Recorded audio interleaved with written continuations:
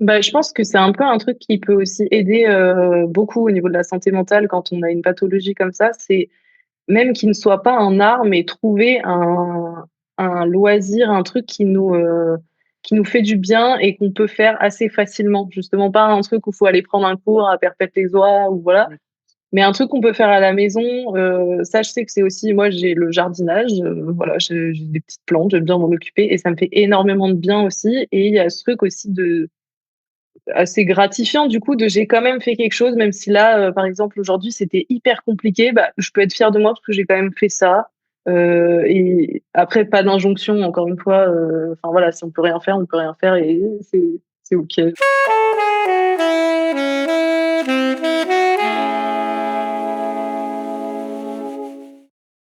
Hello Gala, Salut! comment Ça va? vas-tu? Comment vas-tu toi aujourd'hui pour commencer? Moi ça va, c'est une semaine un peu intense, mais le moral est plutôt bon, donc c'est chouette. Heu, voilà, au niveau des symptômes, par contre, c'est un peu plus compliqué, mais on fait avec. Et toi, comment ça va? Moi je ressens un peu, cette intensité aussi, comme tu évoques. J'ai l'impression d'être dans une semaine où je suis tout le temps en train de courir après le temps.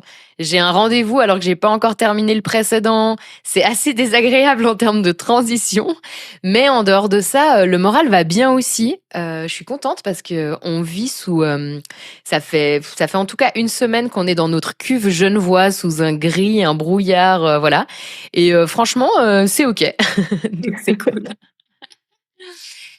Gala, ton histoire commence avec ton corps et ton corps au travers de l'art. Danseuse passionnée et en formation professionnelle de danse jazz, classique, contemporain, ton corps, c'était ton instrument de travail et ton moyen d'expression. Et puis à tes 18 ans, alors que tu es en vacances, tu veux te lever de table à un restaurant, mais il est impossible pour ton pied de poser le talon par terre. Tu crois d'abord à un simple bobo, une douleur passagère de danseuse, parce que c'est fréquent lorsque son corps est toujours en mouvement, toujours poussé dans ses retranchements. Mais les jours passent et ton pied ne répond plus. Lorsque tu reçois un diagnostic, dis-moi si je le prononce bien, la synostose calcanéo-naviculaire, les médecins te disent faut arrêter la danse, alors que celle-ci représente à ce moment-là toute ta vie. Tu vis une première opération, des complications, la douleur, l'alitement, puis une deuxième opération, l'infection, la fièvre, jusqu'à la peur de perdre ton pied. Tu passes de chirurgien en chirurgien, de diagnostic en diagnostic, mais la réalité est aussi simple que cela. Les chirurgiens ont laissé des débris osseux dans ton pied suite aux opérations. Les années passent, le tramadol devient ton compagnon pour survivre à la douleur et surtout pour l'oublier un peu. Et dans cette traversée, la danse te quitte. Mais le théâtre arrive. L'écriture, la scène, les mots, ton corps peut encore exister autrement. Tu vis aujourd'hui avec une douleur de fond, une fatigue, un rapport au corps bousculé et un combat intime contre la dépendance. Tu racontes, tu transmets, tu embellis telle une metteuse en scène, mais aujourd'hui c'est pour faire tomber les masques que tu es là. Gala, ton corps t'a lâché à un moment où il était ta plus grande force et ton outil de travail. Tu es danseuse en formation à ce moment-là, tu as 18 ans. Comment on vit cette bascule, ce passage du corps comme outil de liberté au corps emprisonné? Bah, pour le coup, on le vit pas très bien parce qu'en plus, à ce moment-là, je suis jeune, donc j'ai vraiment cette sensation d'être inutile vu que tout ce que j'ai appris jusqu'ici, je devais me servir de mon corps et c'était par ça que j'étais valorisée, que je me valorisais aussi moi-même. Et du coup, c'est hyper compliqué. À ce moment-là, c'est aussi un peu, je pense la première fois où la santé mentale a vraiment, pris un coup à cause de ça. Ça a été à l'annonce du diagnostic qui n'a pas été fait avec beaucoup de tact non plus. Donc voilà. Et donc, toi, à ce moment-là, juste pour qu'on se rende compte, quand tu es danseuse en formation et puis aussi passionnée, hein, outre la question de la formation, tu danses Mmh. combien d'heures par jour ou par semaine? Bah, en fait, je vais, à l'école à 8 heures et je m'entraîne et tout. J'ai mes cours l'après-midi et je rentre vers, 18 heures et encore là, si j'ai de l'énergie, je vais à la salle. Donc ouais, je compte pas mes heures, mais je danse tout le temps, je bouge tout le temps, c'est aussi voilà, les week-ends, moi, j'aime faire du sport, voilà, c'est vraiment ma passion. C'est vraiment toute ta vie, quoi. Exactement. Bah, c'est aussi ce gros vide qui a fait très bizarre, c'est que d'un coup, ça a été, le vide total dans mes journées et ce truc, où on m'apporte pas de solution tout de suite. Donc il y a vraiment ce truc de: «Est-ce que, j'attends et je peux reprendre la danse?» Et en fait, c'est un peu ce truc de me mettre entre parenthèses pendant hyper longtemps, qui je pense a causé plus de dégâts au final que d'accepter directement que voilà, fallait passer à autre chose et tout. Sauf qu'il y avait toujours une lueur d'espoir, un chirurgien qui avait un truc miracle, et du coup, comme c'est beaucoup de sachant et que j'étais jeune, j'ai vraiment cru, en ces paroles, quoi et du coup, j'ai attendu le miracle pendant bien trop longtemps. Mmh. C'est quoi qui t'a mis entre parenthèses? C'est vraiment enfin, qui a mis ta vie entre parenthèses et la danse à la base? Est-ce que ça a été vraiment le fait que tu avais cette douleur, de départ et dont tu as eu ce diagnostic, que j'ai dit tout à l'heure, la synostose calcanéo-naviculaire?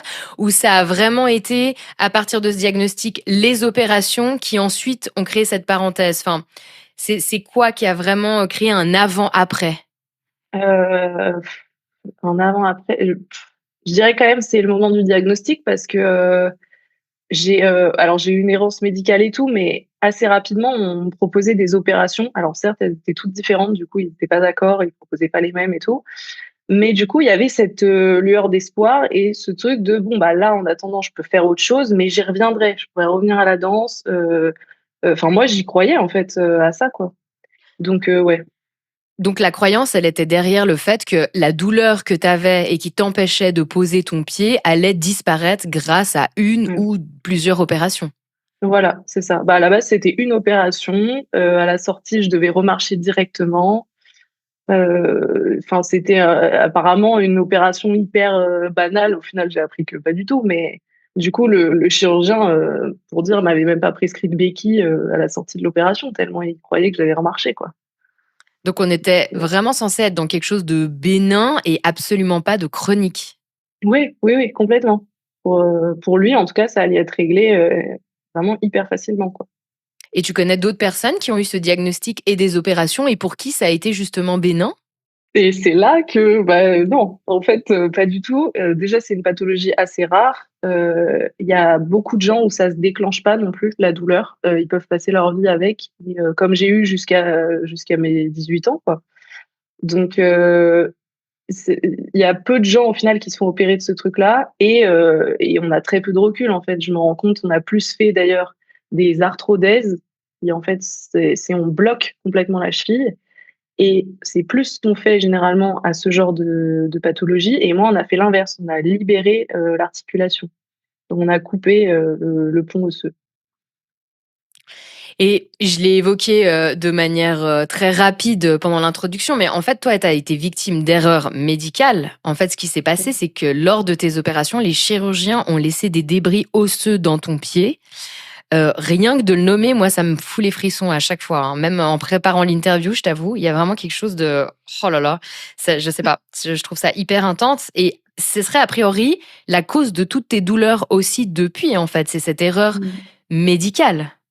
Voilà, tout à fait. Ouais, c'est qu'en fait, moi, je suis à un stade où je regrette d'avoir fait des opérations parce qu'en fait, je dealais beaucoup plus avec la douleur avant que maintenant.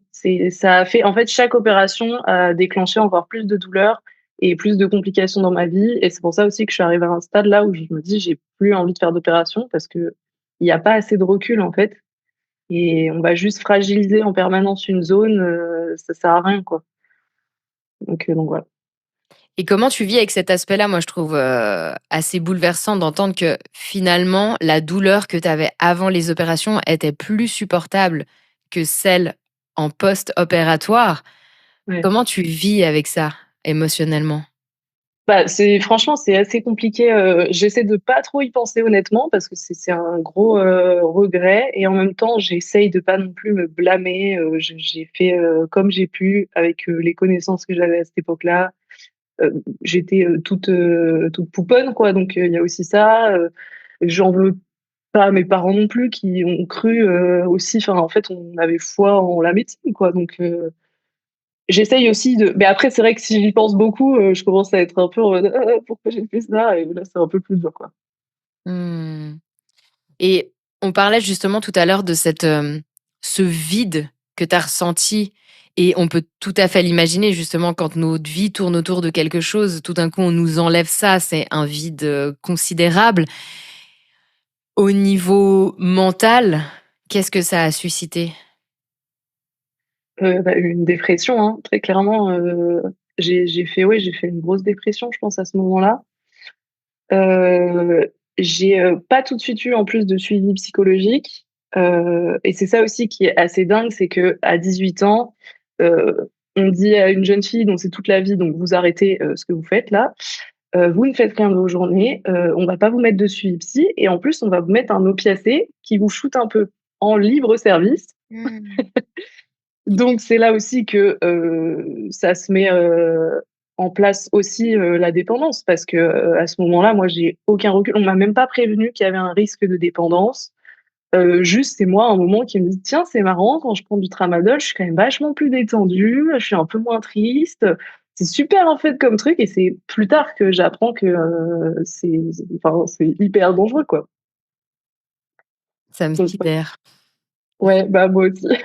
En fait, ce que je trouve aussi très triste finalement, c'est que, c'est des parcours qui rendent les gens invisibles. Tu vois? De manière, peut-être un peu, comment dire? Si je vois la scène de toi qui est dense, qui est du coup est tout le temps dehors, tu es en formation, tu vas à la salle, tu vois des gens toutes tes journées en fait, tu es en contact avec d'autres personnes qui partagent une passion commune avec toi. De manière un peu cliché, je te vois sur le devant de la scène, même si tu pas forcément sur scène à ce moment-là, mais tu vois ce que je veux dire? Tu es dans le Ouais. game, quoi. Et puis en fait, il t'arrive cette situation, tu es face à un réseau médical qui ne t'explique pas ce qui est en train de se passer, qui justement te laisse avec une ordonnance, d'opiacés sans t'expliquer aussi comment ça fonctionne et l'addiction qu'il peut y avoir derrière et sans suivi psy. En fait, tu peux te retrouver, complètement, chez toi et comme tu dis, dans le vide, dans la dépression, à plus côtoyer personne, à rentrer dans la dépendance et finir complètement invisible de l'espace public au Ouais. travers de cet événement. Ah oui, complètement. Ouais, ouais, c'est clair. Bah et puis là, moi, je me dis, j'ai eu la chance quand même d'être entourée, d'être bien entourée par ma famille à ce moment-là.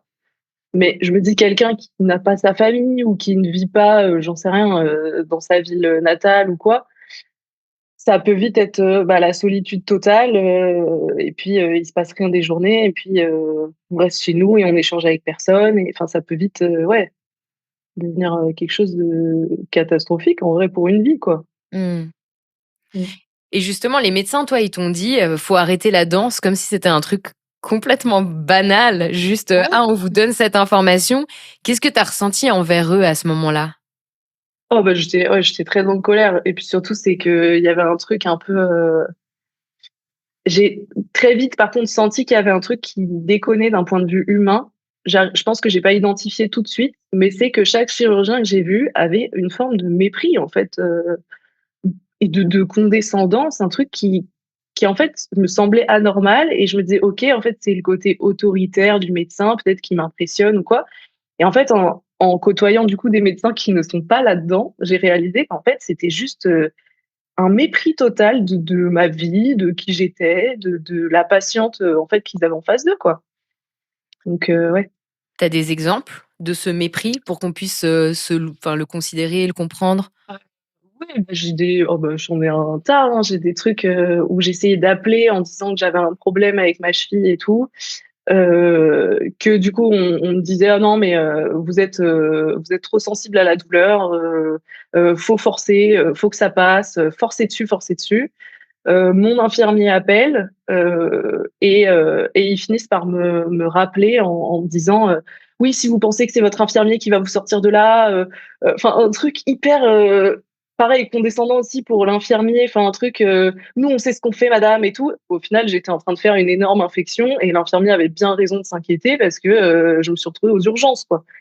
Donc des choses comme ça, ou genre à propos de la danse, typiquement quand je vais pour la première fois du coup chez le chirurgien, il me dit, «Oui, puis après cette opération, c'est super, vous allez pouvoir remettre des talons», et je n'en Mais avais c'est pas fait absolument, après. oui, voilà, c'est ça, je n'ai pas parlé de ça, enfin bref, c'est ouais, ouais, il y a des trucs comme ça, assez lunaires, quoi. Ouais, Mais mais c mais ça mais on c'est revenu assez souvent le côté, trop sensible à la douleur. Souvent on me disait ça: «Vous êtes hypersensible à la douleur et tout». Alors qu'en fait, c'était complètement l'inverse. Je défie quiconque de marcher avec des bouddheuses dans le pied, pendant, je sais pas combien de temps et de forcer dessus, quoi. Enfin, On l'entend souvent ça, qu'on est trop sensible à la douleur, alors que je suis assez persuadée que c'est l'inverse quand on vit avec ces problématiques chroniques. C'est qu'en fait, on a tellement l'habitude à être à 9 sur 10 ou 10 sur 10 de symptômes qu'en fait, quand on appelle, c'est quand on a dépassé le 10, quoi. c'est clair. C'est vraiment ça. Je trouve ça terrible ce que tu racontes, aussi par rapport à cette question de: «Super, vous allez pouvoir remettre des talons». Parce que j'ai l'impression que, c'est assez fréquent un peu de répondre à ce fantasme, des médecins ou autres. Je te l'avais rapidement aussi évoqué, moi j'ai des problèmes, j'ai mes pieds qui sont complètement déformés depuis, toute petite, j'ai un algus valgus et puis, et en fait je dois porter des semelles orthopédiques et puis mon podologue, enfin c'était un podologue qui me parlait toujours de quand je pourrais porter mes talons et que ce serait super et tout ça et j'étais là genre mais je pense que j'avais 10, 11 ans en fait et Ah bon? ouais, ouais, j'étais hyper petite et j'en rigole, mais c'est absolument affreux. Mais évidemment, on sait combien on a intégré ces normes terribles. Mais vraiment, j'étais là, mais enfin, c'est maintenant que je me le dis comme ça, hein, mais j'étais là pour répondre à un fantasme, quoi. J'en avais rien à foutre de talons à cet âge-là, et c'est encore le cas aujourd'hui. Ça pourrait être différent, mais quand bien même. Enfin, notre priorité, je pense qu'elle est ailleurs à ce moment-là. Mmh. Hmm. Ouais, ouais, Et on parlait justement de cette erreur médicale, tout à l'heure. Est-ce que, il y a des médecins ou des chirurgiens parce que tu as eu 2 opérations, c'est ça? tout à Est-ce fait. que ces 2 chirurgiens, ont reconnu à un moment donné leur erreur? Bah, en fait, c'est ça qui était vraiment lunaire, c'est que, pendant, donc après la première opération, pendant je crois 6 ou 7 mois, je retournais régulièrement en disant: «Il y a un problème, il y a un problème, je comprends pas, j'y arrive pas, je j'ai trop mal et tout». La réponse: faut forcer et puis on va augmenter les doses de tramadol. Parce que, Mmh. donc en plus, on te shoot encore plus, jusqu'à un moment où je suis allée voir la rhumatologue de ma mère, donc qui n'avait rien à voir avec la choucroute à ce moment-là, qui m'a dit: «Mais je comprends pas, on vous ait pas fait d'imagerie, en fait?» parce que là, parce que du coup, ce qu'ils avançaient, eux, c'était qu'il y avait un truc qui s'appelle une algoneurodystrophie, qui est, une réaction qu'on peut faire après une opération, qui est encore un peu floue, méconnue, et qui voilà, qui fait que ça chauffe, ça fait mal, qui ressemble un peu à une inflammation, quoi. Sauf qu'en fait, c'est quelque chose qu'on peut confirmer avec, une scintigraphie osseuse, du coup, qui est une imagerie, spécifique, quoi, qu'on peut faire à l'hôpital, et eux me l'ont pas fait et ils ont déposé le diagnostic comme ça. Du coup, je l'ai fait grâce à elle et c'est là qu'on s'est rendu compte que pas du tout, j'avais absolument pas, cette pathologie-là, mais que j'avais en effet des débris osseux qui se voyaient très bien à la scintille, et voilà, et du coup, quand je suis revenue, j'ai présenté du coup les résultats, j'ai dit: «Qu'est-ce qu'on fait et tout?» Et là, je sais pas, j'ai eu affaire à d'un coup, c'était: «Ah oui, oui, en effet, on n'en a pas enlevé assez», je dis: «Mais non, enfin là, c'est que vous avez mis des débris osseux, c'est pas pareil que». Oui, oui, oui, enfin voilà, tout à fait, mais après voilà, si on fait une deuxième opération, il va falloir être dans des bonnes dispositions parce que voilà, la pensée, positive, c'est hyper important. Si vous y allez en vous disant que, ça va pas bien se passer, ça va pas bien se passer. Et d'un coup, le mec qui Oui, bien était le sûr. plus cartésien, et qui me méprisait plus, là, d'un coup, il devient hyper spirituel, hyper, enfin voilà, quoi. Non, mais en fait, c'est je crois que je vais de nouveau utiliser le terme de sidérant, mais parce que vraiment ça me sidère. C'est C'est des personnes qui enfin voilà, c'est des personnes qui sont là, à ce moment-là, très cartésiennes et qui deviennent tout d'un coup le gourou de développement personnel.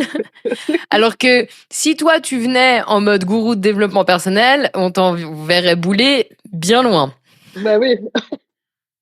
Donc, en fait, c'est ça qui est terrible et je trouve que c'est ça aussi qui est difficile des fois dans la soumission à l'autorité. Et je dis ça en toute bienveillance et respect avec plein d'autres médecins qui sont absolument extraordinaires sur cette planète, il faut le reconnaître aussi. Mais voilà, on sait qu'il y en a qui ont ces attitudes où finalement, qu'importe ce que tu vas dire ou rapporter ou exprimer, tu auras tort et eux auront le plein pouvoir et la toute-puissance et ils trouveront toujours un moyen de retourner le truc, quoi. Et puis, et il était peut-être à 2 doigts d'allumer un peu d'encens et de faire une incantation pour te dire prochaine opération, ça va bien se passer. J'ai mis la fumée.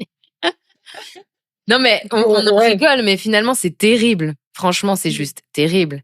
Et ouais, puis, toi, en plus, alors, je pense que ça peut être difficile à tous les âges, en réalité, mais en plus de ça, voilà, t'es hyper jeune et pas très armé pour pouvoir te défendre aussi dans ces moments-là. Et je dis ça, et même moi, à 34 ans, des fois, c'est très compliqué d'exprimer certaines choses dans le réseau médical. Donc, c'est ouais. aussi à tout Bah, âge. après, sur le coup, je me suis vraiment dit, c'est un connard et tout machin, mais le résultat, c'est quand même que j'étais en train de faire de la méditation pour la 12e opération avant, en faisant la pensée positive et tout. Bien Donc sûr. ça a quand même pris au final. Donc, Et ça mais j'avais, Et ça n'empêche pas, hein, quand je dis ça, c'est pas que je critique, hein, je crée moi-même des pauses guidées tous les mois. Enfin voilà, mais c'est juste de oui, dire que là, c'était presque un moyen d'utiliser ça contre ta parole. C'est pas la même chose que de dire à quelqu'un, bah, je vous invite à vous relaxer, parce qu'évidemment que le stress rajoute des complications. Mais bon, voilà. mais en fait, justement, c'est que moi, en plus, je viens d'une famille où vraiment on est très ouvert sur ces trucs-là, la psychologie, la sophrologie, les trucs comme ça. Enfin, vraiment, il y a cette culture-là dans ma famille.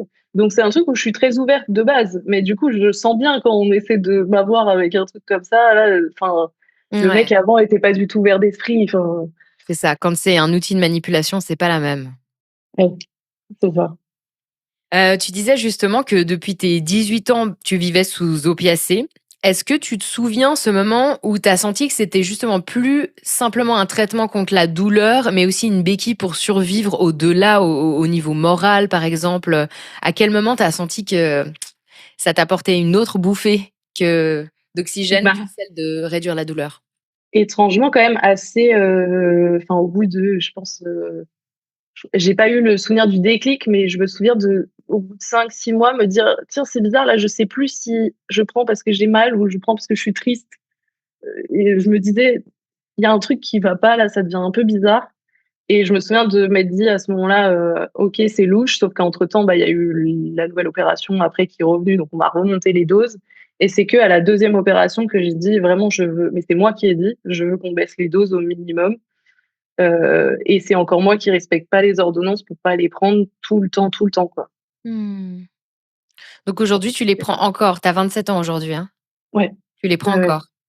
Ouais, je suis obligée, en fait, en cas de vraiment, il y a des jours où, bah, c'est compliqué de marcher, où je boite ou des choses comme ça et tout. Si je veux pouvoir finir ma journée, je suis obligée d'en prendre. Mmh. Mais en même temps, comme c'est un médicament qui apporte une confusion et tout, si j'ai un truc important, c'est compliqué. Par exemple, si je joue sur scène, c'est compliqué. Enfin, il y a plein de trucs comme ça, où il faut dealer avec et c'est un peu le remède qui, en même temps, est un ennemi. Donc c'est un rapport un peu spécial, quoi. Ouais, ouais. Je vois bien cette ambivalence qu'on peut avoir, face à un médicament. Ouais. Mmh. Il y a quelque chose que tu m'as dit aussi que je trouvais, intéressant à évoquer, c'est que, les opiacés ne t'enlevaient pas la douleur, mais te la faisaient oublier. Comment tu peux expliquer cette nuance? Heu, c'est que, par exemple, je sais que si j'ai très mal, que je prends un médicament, j'ai la sensation de plus avoir, mal, mais quand ça va déjà, s'estomper, ça revient, très vite et surtout si j'ai du coup, remarché en me disant: «Super machin, je vais prendre trop cher à l'arrivée», déjà et aussi parce que je sens ça me soulage jamais complètement. Je sens toujours c'est comme si ça on mettait une sourdine un peu sur la douleur mais elle est toujours là au fond. Enfin, ça se sent, quoi. Elle est un peu plus en filigrane ou en toile de fond? Mmh. Ouais, c'est ça.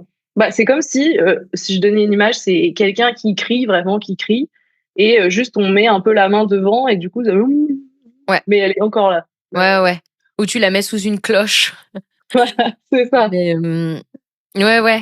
Mais c'est intéressant ce que tu dis parce que c'est une sensation que beaucoup de personnes recherchent dans le symptôme chronique, de pouvoir trouver des choses qui permettent de faire un pas de côté ou de mettre la douleur ou le symptôme juste un tout petit peu plus derrière et un peu moins devant.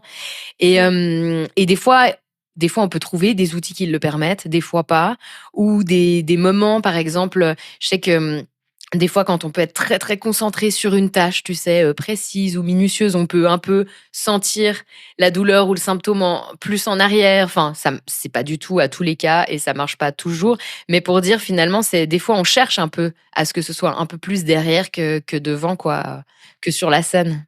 Ouais. Mmh. On avait évoqué aussi, quand on s'était rencontrés les 2, ton sentiment d'injustice face à la perte d'insouciance que tu as eue, très jeune. Parce qu'à 18 ans, de devoir te retrouver dans cette expérience-là, bah, forcément, ça fait voler en éclats, tout un pan de ta vie. Qu'est-ce que cette expérience t'a volé? Mais aussi, qu'est-ce qu'elle t'a appris?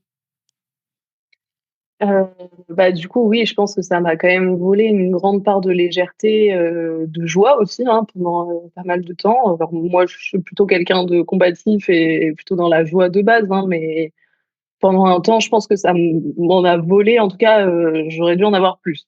Ça, je le sais. Après, ce que ça m'a appris, pour le coup, ça m'a quand même appris justement, ça m'a fait vraiment grandir là-dessus Heu, personne ne sait plus, pour toi que toi. Enfin, ça m'a responsabilisée, en fait. J'avais ce truc encore un peu enfantin de: «Ah bah, c'est les adultes qui décident, ah bah, machin». Même si je le sens pas, j'y vais, enfin des trucs où je m'écoutais pas forcément et ça pour le coup, ça m'a vraiment, appris ça et aussi, bah, ça fait aussi le tri, j'avais par exemple une relation, j'étais dans une relation qui était pas, qui avait quelqu'un qui prenait pas soin de moi. Bon, bah, là, tout de suite, ça met en lumière, encore plus quand physiquement il y a un problème, c'est assez clair, quoi. Mmh.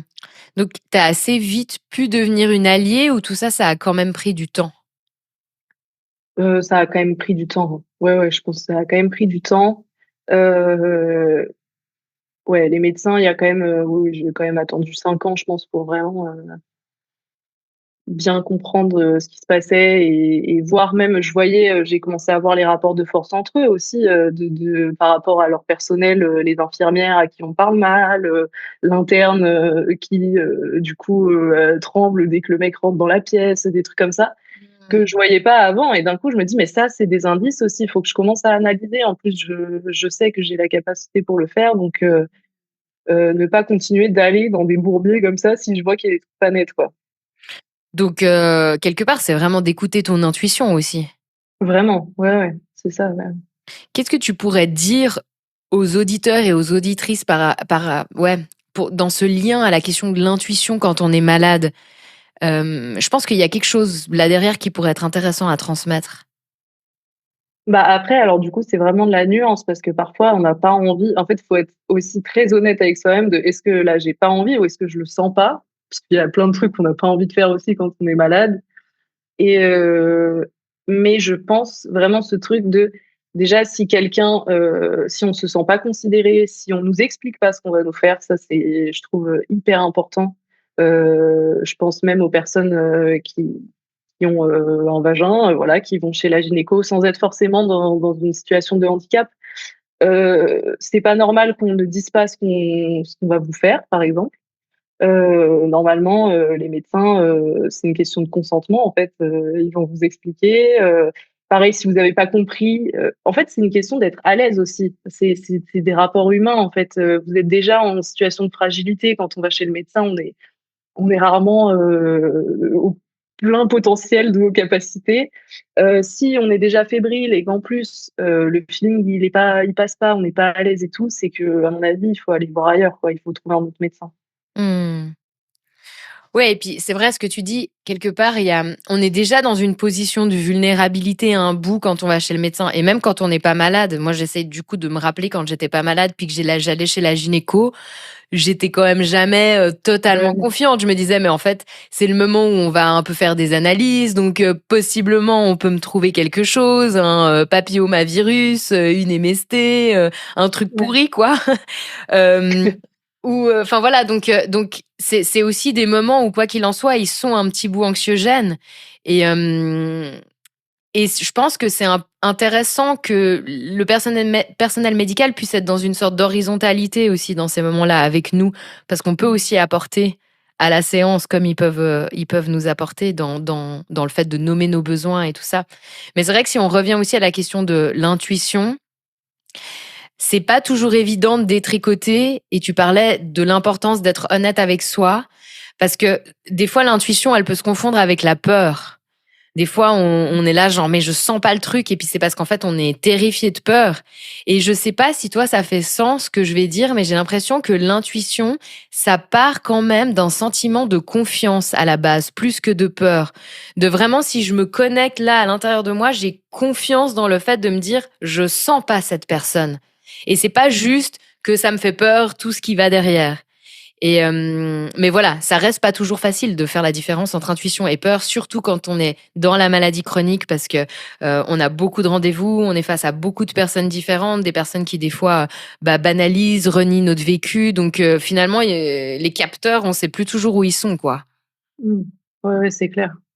Bah, après, on peut aussi trouver des trucs très concrets, qui peuvent nous rassurer justement et du coup, si on le sent pas alors qu'on est rassuré, c'est que par exemple, moi je prends beaucoup de médecins jeunes maintenant. Je préfère la nouvelle génération de médecins. Je trouve qu'ils sont plus à l'écoute, voilà, et en fait, il y a des trucs comme ça, je privilégie toujours une femme à un homme si j'hésite entre 2 personnes. Enfin, moi, j'ai des trucs comme ça qui me rassurent où je sais qu'en face, je vais potentiellement plus me retrouver avec quelqu'un qui a de l'empathie. Voilà, c'est des trucs où j'ai mis en place ces trucs-là. Chacun, je pense, peut, se dire: «Bah, moi, je vais être plus rassuré avec, je sais pas, hein, chacun a son petit truc et du coup, si là, dans toutes ces circonstances, j'ai le doute, c'est que là, par contre, bon, Mm. c'est peut-être, faut que je me pose la question. Mm. Et c'est intéressant parce que, alors on veut surtout pas faire de généralité, ce serait beaucoup trop dommage, mais c'est très nouveau aussi pour moi de consulter des médecins qui sont jeunes. Et en fait, je suis abasourdie par la qualité de leur prise en charge. Mais vraiment, des fois, je suis presque un peu là, attendez, je me suis retrouvée aux urgences avec un mec hyper jeune. Genre, franchement, on aurait pu se croiser en soirée, je pense. Moi, j'étais complètement constipée, de la merde plein les intestins. J'ai pu rire de ça avec lui. J'ai trouvé ses questions tellement... en fait, tellement juste. C'est la première fois aussi qu'un médecin me demandait si je prenais par exemple de la coke ou d'autres choses. On m'a jamais posé ce genre de questions. Si j'avais voilà, comment dans mes rapports sexuels, si je me protégeais, parce que finalement, il savait pas ce que j'avais à ce moment-là. Hein, donc ça aurait pu être un truc gynéco terrible, tu vois. Et il m'a posé des questions où j'étais là, mais en fait, il a tellement raison pour poser son diagnostic, de poser ces questions-là, et j'étais tellement pas habituée. Et puis quand il demandait aussi mes activités et ça je l'ai eu aussi avec une autre jeune médecin qui me demande mon activité, bah je dis bah voilà, j'ai une association, voilà, puis à chaque fois il valorise en fait de dire mais waouh, c'est déjà un travail incroyable alors que c'est pas un travail salarié, tu vois. Donc alors que peut-être une personne de l'ancienne génération serait là genre bon super les associations mais sinon c'est quand que tu taffes pour de vrai. C'est clair. Et du coup, juste de sentir que waouh, il y a moins d'injonctions, il y a juste on est considéré pour ce qu'on est, quoi. Donc ouais, on n'est pas en train de dire que les jeunes c'est forcément super et voilà. Mais en tout Non, cas, mais en effet, il y a ce truc de chercher. C'est qu'il y a peut-être pas le savoir, il y a peut-être pas tout le savoir de l'expérience, mm, mais il y a cette volonté de chercher qui, quand on a des pathologies un peu cheloues, enfin, c'est hyper intéressant, quoi, d'avoir quelqu'un qui se pose des questions et quelqu'un aussi d'empathique parce que si quelqu'un nous dit on est dans le flou ensemble, c'est peut-être un peu plus rassurant que, tellement, moi je sais, mais c'est un peu de ta faute quand même. C'est un tellement. peu. Ouais, ouais, c'est hyper bien de repositionner ça là parce que c'est quelque chose que je fais aussi en tant que patiente partenaire d'expliquer aux médecins de dire mais en fait nous on préfère 100 fois plus que vous nous dites. que vous nous disiez, je sais pas si on dit dites ou disiez, que vous nous Vous nous disiez. que vous nous Ouais. disiez, que en fait vous savez pas. Ça veut pas dire que vous nous laissez forcément tomber. Vous pouvez dire, bah, on sait pas, mais on va rester au courant, on va voir s'il y a des études qui vont sortir, on va en parler avec des confrères ou des consoeurs, mais d'oser parler de son impuissance et de sa vulnérabilité, mais c'est tellement plus puissant parce que ça résonne avec ce qu'on vit aussi nous. Nous aussi, on est dans la puissance et la vulnérabilité quand on n'arrive pas à se guérir. Mmh. Ouais, ouais, complètement. Mmh. Hem, je change un peu de sujet, mais on reste quand même dans le thème. Il y a ta maman qui est décédée aussi à la même période que tes premières opérations. Ouais, ouais, ouais. Comment tu as traversé ces 2 épreuves en simultané? Waouh, bah, franchement, c'était, bah, c'est sûr que c'était, compliqué parce que, du coup, l'été juste avant, par exemple, je devais l'aider, dans son travail, je devais l'aider sur le festival d'Avignon et je me suis retrouvée aux urgences d'Avignon et c'était elle qui devait venir me visiter or qu'elle était malade et qu'elle avait un cancer et je pense qu'il y a eu beaucoup de culpabilité dans ces moments-là de je suis l'aidant et je me retrouve, enfin, à être un poids, en fait, donc c'est clairement, compliqué à gérer. Et puis après, oui, il y a le truc, bah, du deuil quand elle est partie et de devoir d'un coup aussi gérer tout ça seule, se dire d'un coup: «OK, là, je suis vraiment ça y est, c'est le monde adulte, je suis solo, si je vais chez le médecin aux urgences, je suis» enfin, d'un coup, c'est il y a personne qui va forcément s'inquiéter. Enfin si, il y a ma sœur en vrai qui voilà, mais il y a pas ce truc de encore une fois, d'une personne plus âgée qui, a de l'expérience et tout. Là, c'est, genre, moi et ma conscience, quoi, s'il y a des choix à faire. Oui et puis bon, la personne plus âgée, c'est pas n'importe qui, c'est ta maman. Oui, oui, oui. Oui, oui, mais ce que je veux dire, c'est qu'il y a ce truc un peu reposant justement Ouais. avec une personne qui a des parce qu'en fait, je dis, une personne plus âgée, j'entends plutôt une figure, parentale, en fait. Ça peut être quelqu'un qui n'est pas de notre famille, mais qui est pour nous, une figure parentale et qui du coup, c'est un soulagement aussi quand on peut demander l'avis à quelqu'un comme ça et c'est un peu le truc vertigineux avec ma sœur de, on a l'impression qu'on n'a plus trop ce repère-là et pour le coup, même dans la vie de manière générale, bah, on est un peu en mode: «OK, on est tout seul sur le bateau, c'est parti». Et comment on fait quand on est tout seul sur le bateau?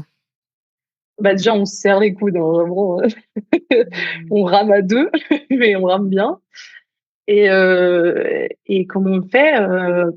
Bah, pour le coup aussi, j'ai l'impression qu'on développe une forme de famille justement qui est différente, avec les amis beaucoup.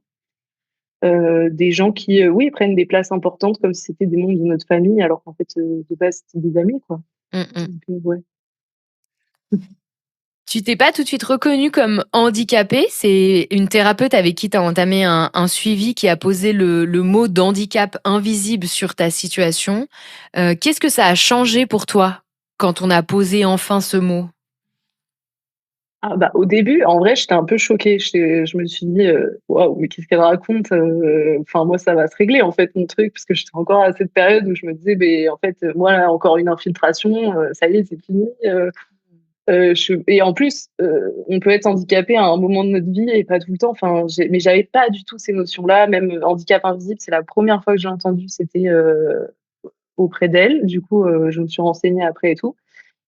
Et en fait, peu à peu, ça a fait quand même son petit bonhomme de chemin, surtout quand j'ai vu que j'arrivais au bout des traitements et qu'il y avait rien qui fonctionnait et là, je me suis dit: «OK, donc en fait, ça va être un peu aussi, une étiquette de plus que je vais avoir», mais enfin, je me définis pas que par ça, mais je l'ai accepté, je pense, j'ai mis du temps et je l'ai accepté qu'à la fin du traitement, vraiment quand j'ai fait tout ce que je pouvais faire. Au Mmh. début, je me disais: «Non, non, non, non, je suis pas», enfin voilà, je voulais pas l'accepter, quoi. Et donc maintenant tu te reconnais sous Oui, maintenant, oui, sous ce oui, ouais, terme? ouais. Mmh. Mmh. Aujourd'hui, tu vis encore avec la douleur, mais aussi avec l'art. Est-ce que le théâtre et l'écriture sont devenus une façon de réhabiter ton corps autrement notamment qu'avec la danse? Oui, bah, oui, oui, ça c'est clair que c'est un autre canal pour m'exprimer, heu, parce que je pense que j'ai ce besoin de créer quand même qui est présent et ça pousse aussi à une certaine forme de créativité quand on est obligé de toujours contourner et faire autrement. bah, du coup, ça permet, voilà, je pense à l'écriture, c'est plus souple, on peut écrire quand on veut, n'importe où, quand l'idée nous vient, quand on est en forme ou pas. Enfin, il y a vraiment ce truc, donc c'est ouais, c'est un et je pense que ça m'a sauvée aussi, hein, d'avoir ce canal-là, en tout cas, pour m'exprimer. Qu'est-ce que tu écris? Du coup, bah, j'écris principalement du théâtre, et aussi j'écris pour une série là en ce moment, diffusée sur France 3 Corse. Sur Voilà, quoi? Sur? France 3 Corse. Yeah! Super! Il faut que tu nous dises comment elle s'appelle Heu, cette série. Ça s'appelle Pas aidé, mais alors c'est retraduit en corse, donc c'est quand même, assez spécial. Pas aisé. OK, trop Pas bien. aidé, ouais. Donc Mmh. c'est toi qui as écrit le scénario de cette série? Non, je suis pas toute seule, on est plein. En fait, c'est une quotidienne, donc on est beaucoup de scénaristes et du coup, OK. voilà. Ah super, trop bien. Mais, ça me résonne beaucoup cette question de l'écriture parce que moi, c'est un peu le seul moyen d'expression qui a pu continuer à persister, qu'importe et c'est encore le cas en fait, qu'importe mon état. Même si je suis alitée à 10 sur 10 de symptômes dans mon canapé, je peux toujours prendre un stylo et un papier et écrire mon expérience et laisser une trace en fait de ce vécu-là. Et c'est encore une manière pour moi d'exister alors que même je me sens complètement effondrée dans ces moments-là. Et c'est ouais, je trouve qu'il y a quelque chose de beau parce que c'est comme une toute petite porte de sortie dans ces moments de l'enfer de pouvoir encore continuer à écrire. Et je trouve que c'est pas mal de le dire parce que pour nous, c'est peut-être l'écriture ou même d'autres choses, mais pour d'autres personnes, il va y avoir peut-être d'autres outils ou moyens d'expression ou art qui pourront continuer à persister au travers de leur état. Et des fois, de pouvoir l'identifier, ça permet ensuite de pouvoir y aller, aller dedans plus volontiers et de manière plus automatique, en fait, quand c'est compliqué. Ouais, bah, je pense que c'est un peu un truc qui peut aussi aider, beaucoup au niveau de la santé mentale quand on a une pathologie comme ça. C'est même qu'il ne soit pas un art, mais trouver un loisir, un truc qui nous fait du bien et qu'on peut faire assez facilement. Justement, pas un truc où il faut aller prendre un cours à perpète-les-oies ou voilà, mais un truc qu'on peut faire à la maison. Ça, je sais que c'est aussi moi, j'ai le jardinage, voilà, j'ai des petites plantes, j'aime bien m'en occuper et ça me fait énormément de bien aussi et il y a ce truc aussi de assez gratifiant du coup de j'ai quand même fait quelque chose, même si là, par exemple aujourd'hui c'était hyper compliqué, bah, je peux être fière de moi parce que j'ai quand même fait ça. Et après pas d'injonction encore une fois, enfin voilà, si on peut rien faire, on peut rien faire et c'est OK. J'aime pas cette expression, mais enfin voilà quoi. Ouais, Et ouais. voilà. Ouais. Non, mais ça me parle beaucoup aussi, cette question de pouvoir se réjouir de ce qu'on considère comme être des petites choses. Et ça peut être de faire une sauce tomate sur la journée, et puis ou d'arroser une plante, en effet. Sauf que c'est des choses qui sont tellement pas valorisées dans nos sociétés consuméristes, néolibérales. Enfin, genre, c'est bon quoi, t'as arrosé une plante sur la journée, tu ne sers à rien, tu es inutile, au revoir. Mais en fait, c'est nous comment on peut se réapproprier cet aspect de se dire bah non, c'est cool en fait. J'ai arrosé cette plante, j'ai fait cette sauce tomate. Waouh, c'est juste un honneur à la vie et point. Ouais, oui, oui, c'est clair. Tu me parlais dans ta relation de couple aussi hors antenne que tu avais dû faire des réajustements. Et tu avais une anecdote aussi que tu m'avais partagée à l'anniversaire d'un ami de ton conjoint. Et si tu l'as encore en tête, je veux bien que tu nous la partages parce que j'aime beaucoup les exemples concrets quand on parle de réajustement, de communication au travers des relations. Puis je sais qu'il y a beaucoup de gens pour qui c'est une difficulté en fait, le couple et la maladie. C'est comme si la maladie, ça rajoutait encore une personne dans tout ça, dans la relation.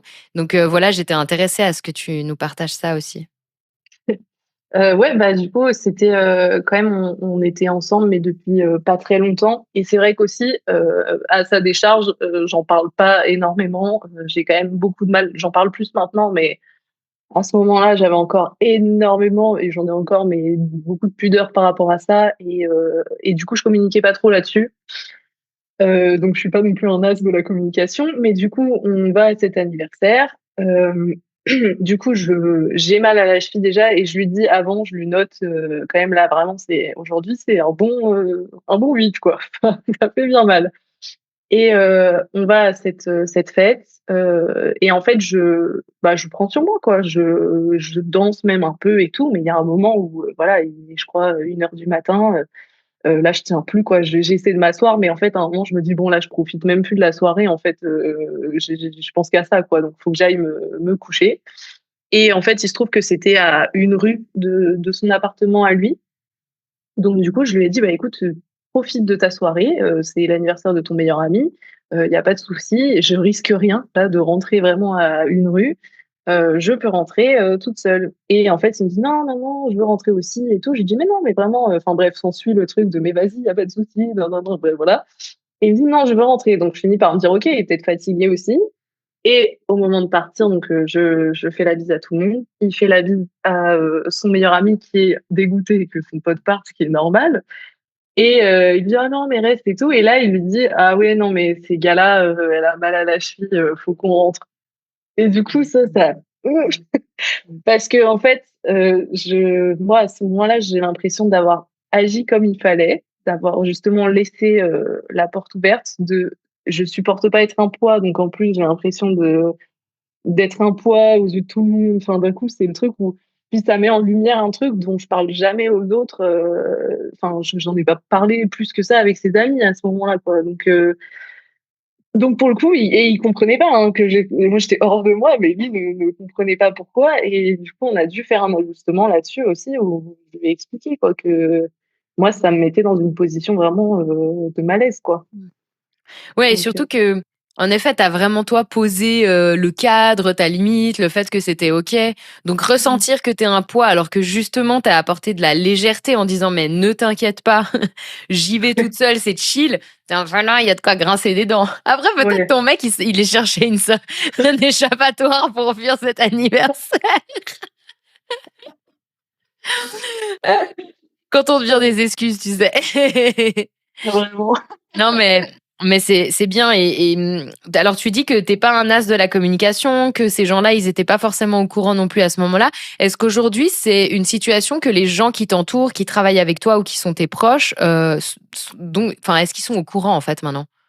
Mes proches, oui, mes amis à moi et tout, c'est vrai que j'en parle plus et tout, mais quand c'est des cercles un peu plus éloignés et tout, je vais en parler, mais je vais pas, détailler, pendant 1000 ans ce que je ressens par rapport à ça et tout. Enfin, moi, j'ai beaucoup de mal à m'ouvrir et tout, de manière générale, donc c'est vrai que je vais partager l'information. C'est vrai que, voilà, parfois j'ai mal, parfois je vais être comme ça et tout, mais c'est tout. Je vais pas aller plus loin, donc c'est vrai que j'ai du mal à visibiliser pour le coup. Ouais, bah, là, en même temps, tu es dans un podcast où tu es en train de le faire avec Oui, brio. bah, vraiment, bah, Tu pourras leur envoyer le lien. C'est une manière de parler de soi sans que ce soit trop frontal. Mais est-ce que ça se voit des fois? Est-ce que des fois, par exemple, tu as une béquille ou quelque chose pour t'aider? ouais, il y a des jours où je prends une béquille. Après, la plupart du temps, je prends quand je sais que je vais, croiser personne, que c'est une journée où je vais pas croiser des gens de mon entourage trop et tout. Ah ouais. Et c'est quand même pas mal à la maison que je prends la béquille, du coup. Ça m'arrive quand je reste dans mon quartier et tout, mais sinon globalement, non. Donc il y a J'ai quand même beaucoup de cette honte ou cette gêne que les gens puissent te poser des questions, Ouais, je suis allée une fois parce que j'avais pas le choix, à un anniversaire d'une super bonne copine, donc du coup, je me dis: «Bah, il faut que je sois là et tout». Du coup, je suis avec la béquille et franchement, j'étais pas à l'aise de venir avec une béquille et je me suis dit: «Ah, je recommencerai pas». Je sais pas, il y a un truc où tout de suite: «Ah bah, qu'est-ce qui t'est arrivé? Ah bah, gna gna gna». Et du coup, là, ça a fait le sujet principal, ce que je déteste. Mmh. Et du coup, je me suis dit: «Bon, bah, là, j'ai fait parce que j'avais pas le choix, mais je le referai pas franchement». Mmh. Tu le Ouais. ferais pas dans quel sens? Tu subirais ou tu irais pas à cet anniversaire? Heu, je subirais. Je pense. Ouais, non, je pense que je subirais. Mmh. Ouais. Si tu pouvais dire quelque chose à la jeune femme de 18 ans, celle qui sortait de l'hôpital avec de l'espoir et une ordonnance de tramadol, tu lui dirais quoi? Bah, écoute-toi, prends le temps, heu et fais confiance aux bonnes personnes. Mmh. Moi, Gala, j'arrive sur les 2 dernières questions de fin. Est-ce que toi, tu aurais envie de déposer quelque chose avant? Ouais, bah, moi, j'aimerais quand même, parler de ça parce que, je trouve qu'à notre époque, il y a quand même un truc par rapport à la chirurgie qui est très, banalisé. On parle en effet, parfois on voit, ah la chirurgie de untel elle a raté ou je sais pas quoi et tout, mais ça reste que esthétique. On ne parle pas du tout de la douleur, des conséquences qu'il peut y avoir. Et ça, c'est un truc, j'aimerais juste rappeler que c'est jamais anodin, même un truc esthétique, qui semble, être banal peut mal tourner, et que pour le coup, ce serait bien d'essayer de se le rappeler. Je sais qu'alors il y a des gens évidemment, ils peuvent pas faire autrement si c'est un énorme complexe, enfin voilà, je comprends et tout. Mais en tout cas de pas faire avec n'importe qui, de pas le prendre comme un truc banal, en tout cas de se mettre dans les bonnes, circonstances pour que tout se passe bien. Et de pas essayer de brader. Par exemple, je vois des trucs de gens qui veulent payer moins cher ou des choses comme ça et ça tourne mal. Voilà, c'est des trucs où c'est jamais anodin, que, enfin, les trucs invasifs en fait dans votre corps, quoi. Mmh. Ouais, Voilà. c'est vachement intéressant ce que tu évoques là. Tu vois, moi, ça m'apprend aussi quelque chose parce que c'est vrai que quand on voit, ces chirurgies ratées, le premier réflexe, c'est toujours genre, «Ah, le ou la pauvre, parce que du coup, il est défiguré». Mais en fait, on réalise pas qu'il y a peut-être une douleur, sourde ou permanente ou aiguë là derrière qui est peut-être encore plus invalidante que le nez de travers Ouais. et c'est vrai que c'est un exercice de pensée qu'on fait pas. En général, ça vient nous montrer vraiment le côté choc, genre, ça a été raté esthétiquement, en fait.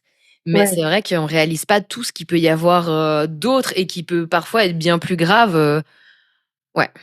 Mmh. Mmh. Bah, parfois jusqu'à des trucs, vitals, quoi, donc Mmh. ça peut être, vraiment, pour des trucs de base qui étaient esthétiques, donc c'est pour ça que vraiment je voudrais juste rappeler ça parce qu'en plus, bah, notre génération avec Instagram, la télé, les trucs comme ça et tout, il y a énormément de gens refaits et on nous montre que le côté réussi. En plus, la plupart du temps, hein, il y a quand même ce truc-là aussi de enfin, toutes les influenceuses et tout: «Ah bah, j'ai fait ça, ça, ça s'est bien passé».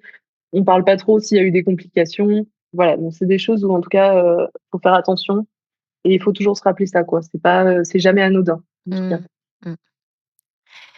Quel message aimerais-tu faire passer aux personnes qui vivent avec une maladie invisible et à leur entourage? Quel message? Bah, déjà, je pense que on vous voit bien plus que vous pensez, et que c'est courageux de se montrer aussi, vulnérable. Moi, je trouve que c'est pas une faiblesse, au contraire. J'ai dit que j'avais du mal à le faire, mais moi, je sais que j'admire, vraiment, enfin, voilà, quand toi, tu prends le micro pour parler de ça, quand tu je sais pas, tu fais des posts Instagram, des choses comme ça me touche énormément et au final, on est bien plus que ce qu'on pense Mmh. et en fait, je m'en rends compte, voilà, avec la communauté des invisibles, par exemple, et donc voilà, j'aurais ça à dire. Et à leur entourage?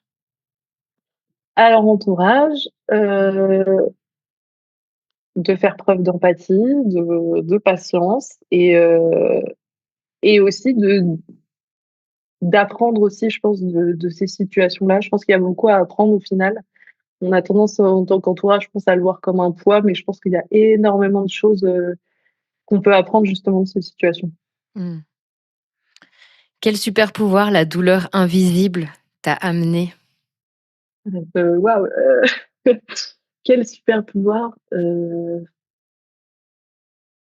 bah, je pense de la lucidité en vrai. La lucidité et la clairvoyance, c'est un peu le super pouvoir que ça m'a apporté, ouais.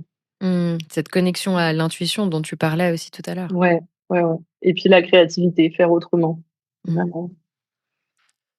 Merci Gala pour ce partage. Merci à toi, Tamara.